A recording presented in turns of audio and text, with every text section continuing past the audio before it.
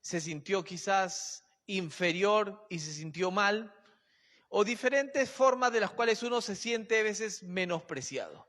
Tú puedes salir victorioso de la iglesia y a través del trabajo o algo, la manera como te hablan lo hacen sentir a uno inferior, como que uno no sirve, como que uno no vale, y a veces uno ya no puede más y como que quiere tirar la toalla. Y eso nos pasa a nosotros constantemente como seres humanos. Yo sé que nosotros sabemos quiénes somos en Cristo Jesús y estamos acá en una iglesia avivada. Y hemos estado orando para que Dios llene cada vaso de los que estamos aquí con esa gloria poderosa de Dios en nuestras vidas, para salir nosotros el día de hoy transformados, renovados en poder y en gloria. ¿Cuántos pueden decir amén? Amén. Gloria a Dios. Dios es grande y poderoso. Ahora, yo quiero que entendamos algo, y quizás lo he escuchado muchas veces desde que usted se convirtió a Cristo, que Dios tiene un plan para tu vida. Dios tiene propósitos para tu vida. Y no lo decimos nosotros, lo dice Dios a través de su palabra, que Dios tiene planes y propósitos para nuestra vida. Y nosotros a veces preguntamos, está bien, yo creo, pero ¿hasta cuándo voy a vivir en esta situación que ya no aguanto más? En este menosprecios en el trabajo, vituperios y que hablan mal y se mejora un día y otra semana vuelve lo mismo. ¿Hasta cuándo? Y uno ya no aguanta, como que ya no puede. Pero Dios no nos ha dado una carga más de la que nosotros no podamos sobrellevar. Y nosotros tenemos que seguir adelante perseverando, y dice la palabra en Apocalipsis que Dios nos dará la corona de vida. Aquellos que son perseverantes hasta el final, Dios provee la corona de vida. Si uno cae, Dios lo levanta. Uno vuelve a caer y vuelve a levantarse. Ayer una hermana en el ayuno dijo, así como Jonás, estando en el pez, y salió y Dios no se olvidó lo que le había dicho. Y lo vomitó el pez a aquel lugar donde tenía que él, de nuevo Dios le dice, anda a Nínive a predicar. Dios no dijo, bueno, y el de acá no quiere, ya no insisto más. No, Dios le dijo, esto es donde yo te he llamado. Y Dios nos ha llamado a cada uno de nosotros con un plan y un propósito. Lo que pasa es que los planes y propósitos que nosotros como humanos tenemos es poder tener un lugar donde vivir, poder tener una propiedad, poder quizás tener un auto, poder llevar a mis hijos a la universidad, y me siento cumplido porque logré lo que yo quería lograr. Y está bien tener planes, pero Dios quiere otros planes superiores a esos. Dios te lleva a lugares y naciones y trabajos y casas y familia y cosas que pasan porque Él tiene un plan para nuestra vida más allá de lo que nosotros podemos imaginar. Y tenemos que decirle a Dios, Señor, ¿dónde es que tú me quieres llevar y para qué? Y hacerle la pregunta, el resto del dinero, trabajo, familia, eso es añadidura. Buscad el reino de los cielos y su justicia, y el resto de cosas, dice, vienen en añadidura. Pero si nosotros vamos en la añadidura sin buscar la justicia de Dios, entonces nosotros no vamos a poder entender qué es lo que Dios quiere para nosotros. Si nosotros entendemos que Dios nos ama, que Dios tiene un propósito, un plan para nosotros, y me ha puesto en un trabajo específico por alguien, por amor a alguien, porque así como Dios me amó y me escogió a mí, nos escogió a nosotros, Él ama al mundo. Él no ama lo que el mundo hace, pero dice la palabra que de tal manera amó Dios al mundo que ha dado su Hijo unigénito para que todo aquel que en Él crea no se pierda, mas tenga vida eterna. Y nosotros vamos a un trabajo y hablamos, ¿y este trabajo hasta cuándo? ¿Por qué? Porque estamos con nuestra mente nosotros humana viendo lo que nos afecta, que nos sentimos menospreciados, nos sentimos no valorados. Y entonces no nos damos cuenta que Dios tiene un plan para otra persona, pero ya no tenemos fuerza nosotros. Porque como seres humanos nos quedamos sin fuerza nosotros, porque somos humanos. ¿Cómo podemos perdonar nosotros a alguien que nos hizo daño? ¿Cómo podemos amar a un enemigo? ¿Cómo podemos bendecir a alguien que nos está maldiciendo? Si alguien te insulta, inmediatamente va a salir de tus labios, que Dios te bendiga, siervo del Altísimo, cuando te acaba de insultar. Lo primero que uno dice, Dios, ten misericordia. Dame fuerza, Señor, porque lo mato. Y impedimos, y tenemos ese asunto, pero tenemos que entender que si Dios nos llamó y nosotros dijimos, Señor, aquí te entrego mi vida, y Dios nos restaura y nos dice, como dice la palabra en Jeremías 19, que ellos se conviertan a nosotros y nosotros no a ellos, entonces tenemos que entender que si nosotros levantamos la mano y le dijimos, Señor, aquí estoy, tenemos que pagar el precio. Y el precio es doloroso, no es fácil. Nadie dijo que ser cristiano se acaban los problemas, es más difícil. Era mejor vivir en la ley antigua, en la ley del talión, que era ojo por ojo. Ah, qué excelente, me saco el saco y le meto un derechazo, porque es ojo por ojo, diente por diente. Ahora no, ahora pon la otra mejilla. O sea que anteriormente podía ser más fácil porque te las arreglabas tú mismo. Ahora no, ahora es misericordia, Señor. Pero así como nosotros nos podemos sentir en algún momento menospreciados, hay otras personas que se sienten menospreciadas, pero ahí en ese medio de ese menosprecio hay una persona con la identidad de Cristo que es enviada para esa persona. En Egipto, que simboliza el mundo, una ciudad muy grande, ¿qué fue lo que pasó? El pueblo de Israel empezó a clamar, empezó a orar, y dice la palabra que Dios escuchó el clamor de Moisés, del pueblo, y reservó a una persona, a ese Moisés. Mientras habían dado un decreto de matar a todos los niños, sobrevivió. ¿Por qué? Por la oración de otra persona. Y Dios escucha la oración de aquellas personas que están pasando una situación muy difícil, emocional, física, económica, amorosa, familiar, diferentes problemas, y están diciendo: Señor, ayúdame. Señor, ¿hasta cuándo? Y quizás nosotros fuimos uno de esos que oramos y dijimos: Señor, ayúdame. Y Dios envió una persona para decirte: Cristo te ama, hay esperanza. Y nos predicaron de un Jesucristo y nosotros aceptamos, y le llaman a veces ese primer amor. Y dicen: porque en ese primer amor, cuando yo me convertí, me transformé, me renové, me sentí bien. Pero ahora, ¿qué pasa? Ahora que vienen los problemas, ¿te vas a apartar? No, ahora me fortalezco, ahora me siento mejor. Pero Dios recuerda que nos ha llevado a nosotros con un propósito. Así como en Egipto, dice la Biblia, de que había en Israel también, el pueblo se apartó de Dios. El pueblo se apartó. Y ahora vivimos en un mundo nosotros apartado de Dios. Un mundo que se ha olvidado de Dios. Un mundo que está en idolatría, en herejías, donde a lo malo le llaman bueno, donde ponen leyes y en las escuelas le enseñan a los niños unas cosas que van contrarias a la Biblia. Donde va uno caminando y encuentra dos hombres caminando de la mano, y es normal verlos caminar de la mano, y nuestros niños ven esas cosas, y nosotros como padres tenemos que explicarle lo que a Dios le agrada y lo que a Dios no le agrada. Les guste o no les guste, esto es lo que la Biblia me enseña. O en los trabajos que nos pueden obligar a veces a hacer cosas o participar en cosas que van contrarias a nuestras creencias. Entonces vivimos en un mundo corrupto. En Israel había un rey llamado Acab. Fue uno de los más malos reyes que tuvo Israel. Se casó con la hija de un sacerdote de Baal llamada Jezabel. Y muchos han escuchado ese espíritu jezabélico.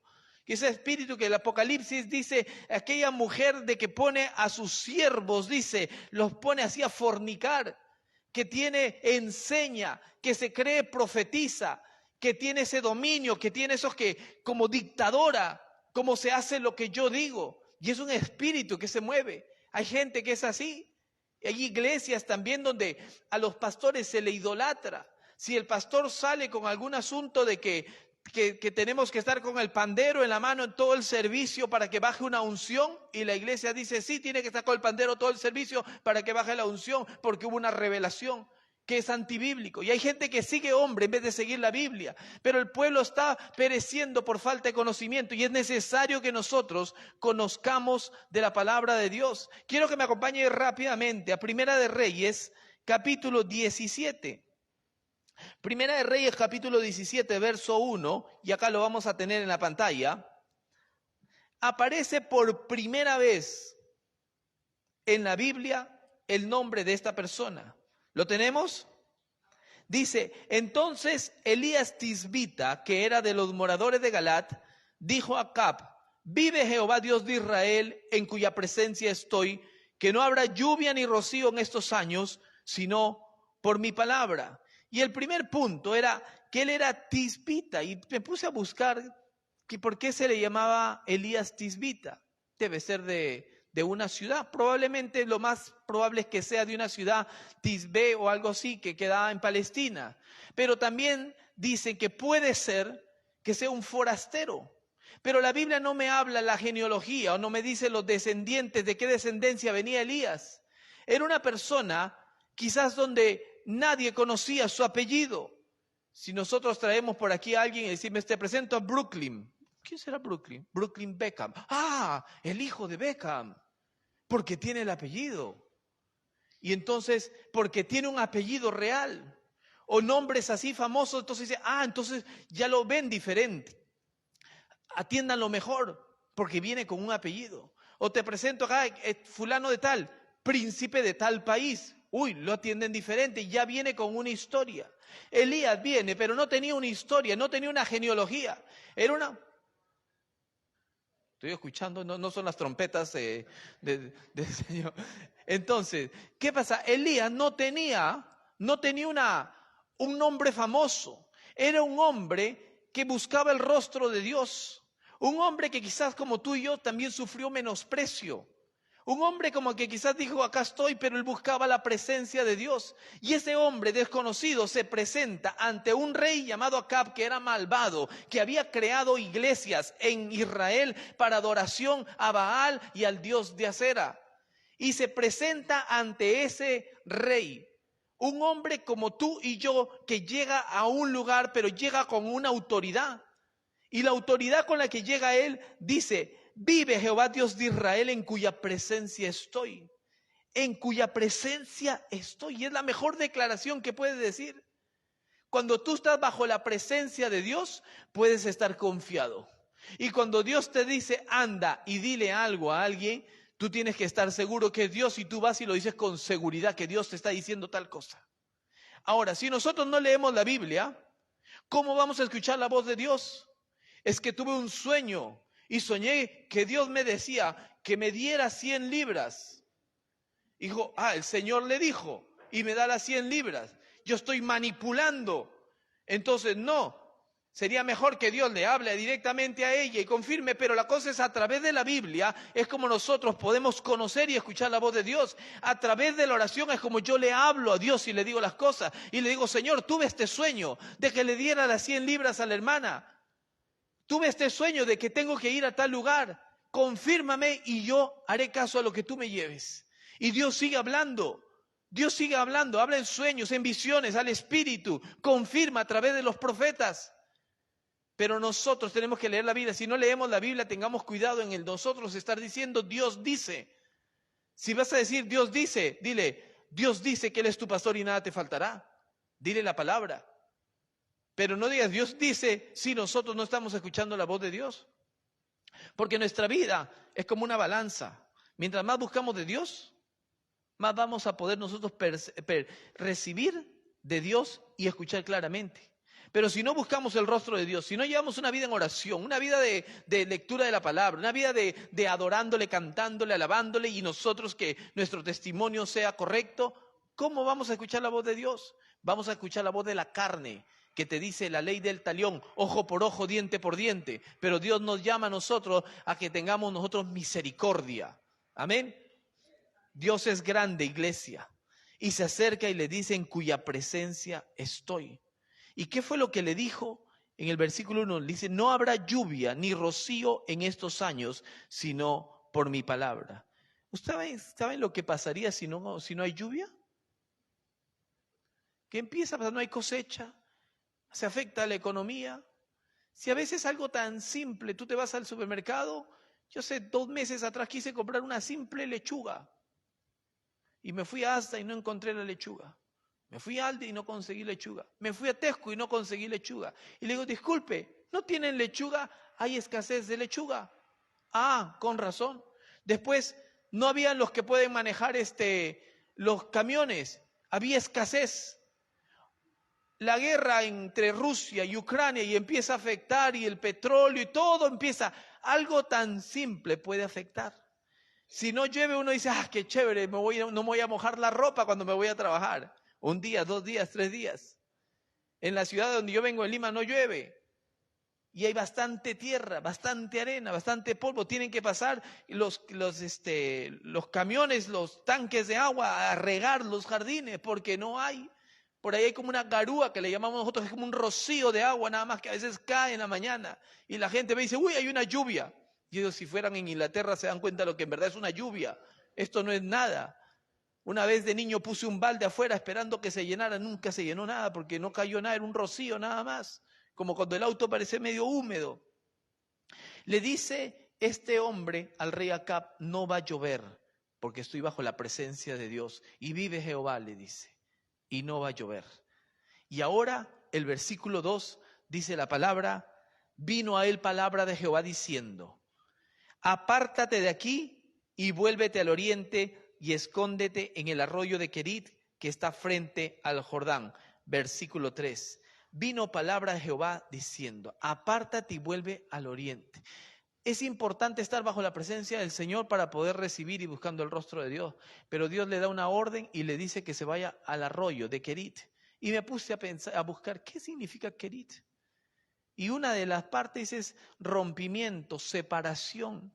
Y es necesario que nosotros, cuando hemos respondido al llamado de Dios y le hemos dicho, heme aquí, que nosotros tengamos un tiempo de separación. Cuando hablamos de Elías, dice, la viuda de Sarepta, hace flotar el hacha, Elías y Eliseo y el manto, y vemos los milagros de Elías. Pero esto es la preparación de Elías, como Dios lo estaba preparando a un hombre que la Biblia no me habla de la genealogía, lo estaba preparando a Elías. Y ahora le dice, ándate al arroyo de Querit. ¿Cuántas veces Dios nos habla a nosotros y nos dice, ándate al lugar? Ayer había gente que decía acá que no quería venir al ayuno. Yo le soy sincero, a veces los sábados, cuando uno dice este sábado voy a dormir hasta más tarde, y me levanto a las 6:30, 7, no sé si es por la edad, pero ya uno el día que dice que va a descansar más, ya se levanta hasta no sabe ni qué hacer. Se va por la cocina, se pone a hacer cualquier cosa. Y ayer me desperté y no quería salir de la cama. No les voy a decir, estaba con unas ganas desesperadas de venir a la iglesia, no. Dije, qué rico quedarse en la cama a dormir. Pero vine a la iglesia, ¿sí? Porque sabía que soy el pastor de la iglesia y Giovanni también se despertó porque tenía las llaves y teníamos que venir a la iglesia porque teníamos un compromiso y habíamos dicho que íbamos a venir. Pero a lo que voy, iglesia, cuando Dios te dice que vayas, anda. Cuando te dice, se cumplió el tiempo del trabajo aquí y te manda otro trabajo, anda tranquilo. Cuando te manda a otra nación, anda. Cuando te dice, dile, dile. Cuando te dice, calla, calla. La obediencia a Dios donde te quiere llevar. Dios tenía que prepararlo a Elías para que Elías pudiera ser el profeta de los milagros que ocurrió después. Y lo lleva al arroyo de Querit a tener un tiempo de retiro, de encuentro personal con Dios. Y cuando lo lleva a ese lugar que está frente al Jordán, que es Querit, verso 4 al 6, dice lo siguiente. Beberás del arroyo y yo he mandado a los cuervos que te den allí de comer. Beberás del arroyo. Bueno, eso es normal, beber del arroyo. Los que han ido al río o en Suiza, donde está el agua cristalina, que dice pueden meter el vaso ahí, tomar, o hay arroyos donde el agua es cristalina y la puedes beber. Eso es normal. Dios me manda a un lugar y bueno, coincidencia, hay un arroyo, hay agua. Cuando hay escasez en otro lugar, Dios lo envía a un lugar a él donde hay agua. Y pues tiene que llover para que haya agua en ese lugar. Y había agua. Dios lo lleva a un lugar específico. Y Dios nos lleva a los lugares específicos a nosotros con un propósito. Pero me pongo a pensar, los cuervos, ahora que inventaron Uber Eats y Deliveroo, Dios lo había inventado. Le llevaban la comida ahí, las hamburguesas se las llevaban a Elías. Eso que decimos que Uber Eats se inventó de recién, no, ya estaba inventado. Y dice, ahora, un cuervo. Los cuervos, cuando no sé si han visto en las carreteras, cuando hay los zorros muertos o cada animal raro tirado por ahí, llegan algunas aves y comen de esas carnes. Hay aves que comen, otras que no, que comen otras cosas, ¿no? Pero el cuervo come de los dos y come carne. Ahora, el animal que tiene hambre, ¿va a agarrar comida y la va a dar a otras personas? Usted cuando tiene hambre, seamos honestos, piensa en la otra persona, a no ser que sean sus hijos, aunque la madre piensa más en los hijos que los padres primero tienen que probar para ver si está buena la comida. Pero ¿qué es lo primero que hacen? Uno, piensa en uno o piensa en el vecino o en el que acaba de llegar o el que va a llegar, o dice mejor como más tarde para no invitar, o piensa diferente. ¿Qué es lo que uno hace cuando ve la comida? Primero come uno. El cuervo, ¿qué es lo que va a hacer? Voy a agarrar comida y tiene una orden de Dios específica, que vas a llevar la comida a tal lugar donde yo te mando. Porque Dios da la orden hasta a los animales y le dice lo que tiene que hacer. Por eso los trajo para el arca. Porque todo se sujeta bajo el orden y la palabra de Dios. Cuando Dios dice algo, se hace. Hasta los animales llegan al arca. Pero cuando Dios nos dice a nosotros, pide perdón, no, Señor. Le dice a Jonás, anda a Nínive, no, Señor, porque sé que eres un Dios de misericordia, no quiero, me voy para Tarsis. Se va para otro lado. Porque somos así de tercos. ¿Me vas a negar, Pedro? Yo nunca te negaré. Cantó el gallo y lo negó 3 veces. La naturaleza humana, nosotros decimos, heme aquí, Señor, aquí estoy, pero ¿qué es lo que nosotros hacemos? Cuando Dios nos habla, no queremos escuchar porque queremos escuchar lo que nosotros queremos escuchar porque es en la carne. Pero Dios tiene algo mayor, por eso es la oración de nosotros, que se haga tu voluntad, así como en el cielo, aquí en la tierra. Y la voluntad de Dios es buena y perfecta. Si yo le digo, Señor, que se haga tu voluntad, el Señor dirá, se hará mi voluntad entonces. Te voy a mandar este trabajo porque hay gente que está clamando, que está orando, que necesita de mí. Y tú eres mi vocero, tú eres el que tiene la palabra fresca para traerles de que hay salvación. Y a veces nosotros no queremos ir. Porque estamos nosotros mirando con ojos humanos cuando tenemos que ver con los ojos de la voluntad de Dios, qué es lo que Dios quiere para nosotros. Y Dios quiere algo. Entonces el verso 5 dice, y él fue e hizo conforme a la palabra de Jehová, pues se fue y vivió junto al arroyo de Querit, que está al frente al Jordán. Vivió en ese lugar. Y los cuervos le traían pan y carne por la mañana y pan y carne por la tarde. Y bebía del arroyo. ¡Qué tremendo! ¡Qué Burger King ni qué nada! Es el mejor delivery que había. Las hamburguesas las inventó el Señor también. Estaban todos listos. Dios provee. Dios provee lo que nosotros necesitamos, iglesia. Lo que tú necesites, Dios provee. Ahora, para no alargarme, porque quiero hacer lo que les dije, una práctica al final, voy a reducir la prédica, lo voy a cerrar aquí. El nombre de Elías significa mi Señor es Dios. Me puse a ver qué significa y dije, qué tremendo.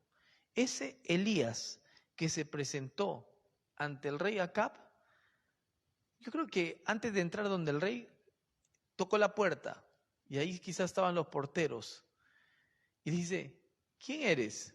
¿Qué quieres? ¿Para qué vienes a ver al rey? ¿Quién eres tú? Y dice, mi Señor es Dios. Cuando él le da eso, yo creo que inmediatamente todos se quedan así, wow, en cuya presencia estoy. Y el nombre que Dios le dio a Elías era la presentación de él para abrir puertas. Cuando tú vas en tu nombre, las cosas no se van a dar. Ora en tu nombre, las cosas no se van a dar.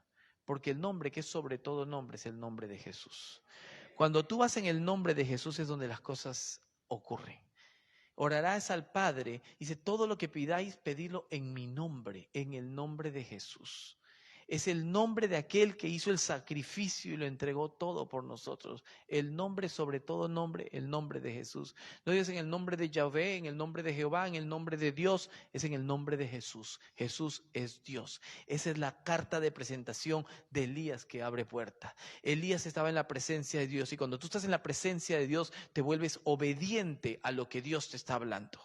Pero si nosotros no estamos en la presencia, no nos volvemos obedientes. Y es necesario ser obediencia, porque Dios quiere obediencia y no sacrificio. Podemos venir a la iglesia, pero nuestro corazón estar lejos de Dios. Podemos nosotros decir en el trabajo, soy cristiano, pero nuestro comportamiento no habla que somos cristianos. Y Dios no quiere ese sacrificio. Dios quiere obediencia, que Dios te dice, cállate. Que Dios te dice, perdona. Ama, levántate, camina, sigue, haz esto, haz lo otro. Y le dice, ándate a Querit, al arroyo. Más adelante, y con esto ya yo concluyo, más adelante le dijo la historia de la viuda de Sarepta. Anda, le dice a Sarepta de Sidón que allí hay una viuda. En el Nuevo Testamento dice, habían muchas viudas en Sarepta, pero Dios había escogido una. Y dice que cuando él llega, ella estaba en las puertas. Antes de entrar a las ciudades habían unas puertas.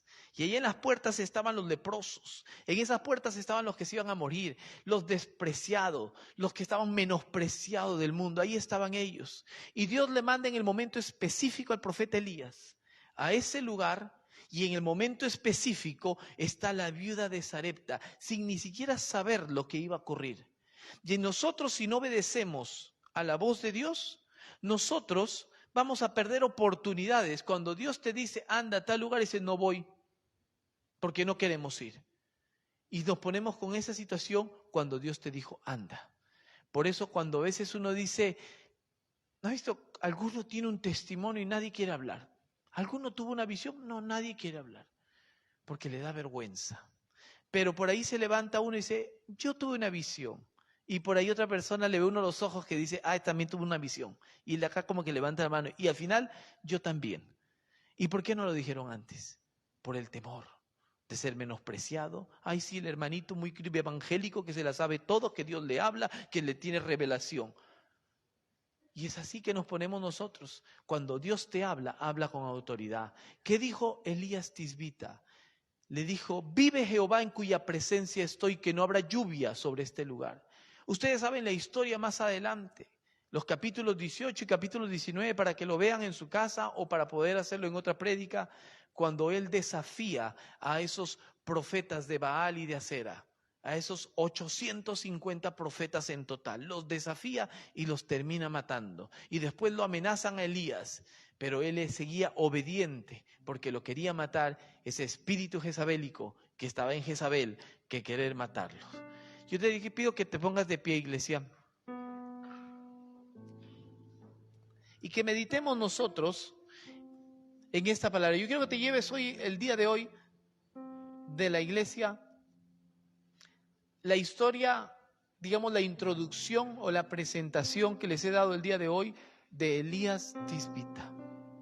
No sabemos exactamente los detalles de qué país era, o bueno, ahí nos dice de Galat, ¿no? De Tisbé, pero no sabemos específicamente qué familia, qué lugar vivía, cuál era su descendencia, no lo sabemos. Pero sabemos que era un hombre que vivía bajo la presencia de Dios. Y a lo que les quiero decir, iglesia, vivamos bajo la presencia de Dios buscando su rostro. Que Dios te ama con amor eterno y Dios nos ha puesto a nosotros en un lugar específico con un plan y un propósito. Y no es el plan tuyo, sino el plan que Dios quiere hacer a través tuyo con otras personas. Dios nos ha llevado para ser de bendición. Y dice como el pacto abrámico, bendeciré a los que te bendicen. Bendeciré a los que te bendicen. Cuando aquellos escuchan y reciben la palabra tuya, va a haber una bendición para ellos.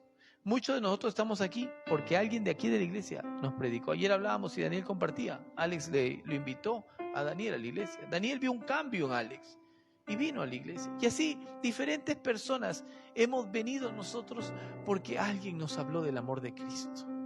En algún momento, quizás en otra iglesia fuiste por primera vez y alguien te habló. Y Dios te llamó y tú respondiste al llamado. Y dijiste, Señor Jesús, yo creo en ti. Te entrego mi corazón. Entra en mi corazón y cambia mi vida. Y Dios te restaura de la vida vieja a una vida nueva. Pero ahora Dios no solamente quiere que estés ahora salvo, sino que seas de bendición para otros. Dios no te quiere tener en un sufrimiento, que seas menospreciado, que sigas en un pozo. Dios es el que rescata tu vida del hoyo. Dios es el que te levanta, el que te perdona tus iniquidades, tus pecados, te levanta, te fortalece y te dice anda. Elías, después de estar ahí en esa cueva, después de estar todo lo que pasó, Dios lo levantó. ¿Saben cuál fue la oración de aquel hombre que dijo en cuya presencia estoy? Dijo, ya basta, quítame la vida, ya no puedo más. Y así muchos de nosotros hemos pasado que no aguantamos más, que no podemos algo más, pero cada uno de nosotros tenemos una situación, un problema en nuestra vida que no podemos más, pero Dios todavía dice, sí puedes todavía. Y dice, lo levantó de ahí, lo sacó 40 días de ayuno.